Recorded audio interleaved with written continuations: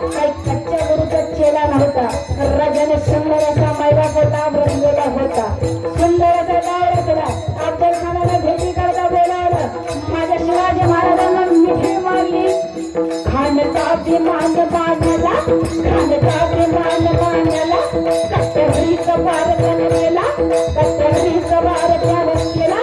कर कर कर आवाज झाला, कर कर कर आवाज झाला. चिलकत घेत अंगाला, चिलकत